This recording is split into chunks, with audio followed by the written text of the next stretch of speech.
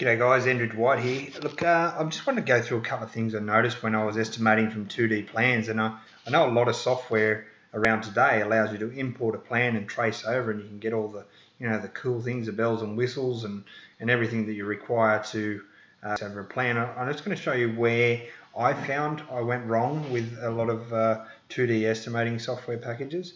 Is basically, look, I've traced over top of a plan here, and it looks pretty cool, and I can get all the measurements of everything that I can see on that plan, and the majority of times we will actually look through these plans, and this is how we do it.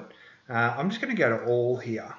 Now you can see that I've drawn over the plan there, and it all looks pretty good. All the walls line up and everything lines up. It's got my doors in there, but where the problem is when we come down to this, you see we've got drop edge beams. You have to cross-reference plans all the time to do it, and it's a really good way to make a mistake, or a bad way to make a mistake, whichever way you look at it. And as you can see, this block here, we've done this in SketchUp and Plusspec, and now we can actually see, well, we've got drop edge beam here, therefore this is the amount of bricks that we're going to need to calculate.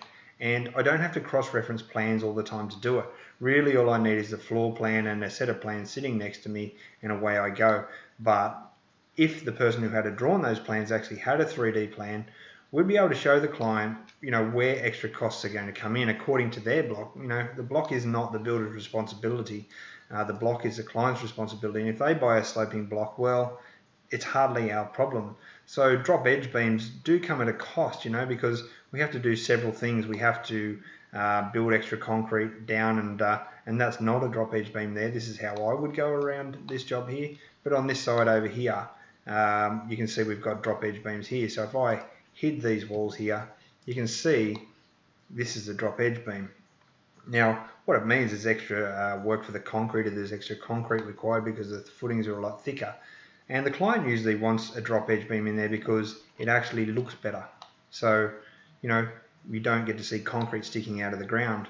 And there's a couple of ways around them. Retaining walls like this, so if there was a set of stairs, you could actually retain this with soil, which is usually left over on site when they do their footings and so on, and you can backfill this.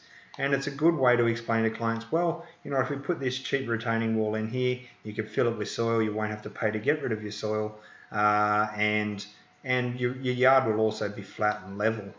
So I don't believe that it's possible to do a good quality estimate without spending a ridiculous amount of time with traditional software that isn't 3D, and that's why we created Plusspec. I've been building for 25 years now, and I come across a lot of mistakes, especially in the early days, and a lot of it was from just using software that seemed easy to use, but at the end of the day, if it costs you, $10, $20, $30, $100,000 just to find out the mistakes, I don't know whether that really is economical.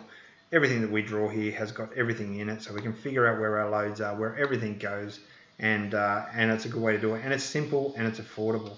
Anyway, guys, I hope it helps you out if you're estimating.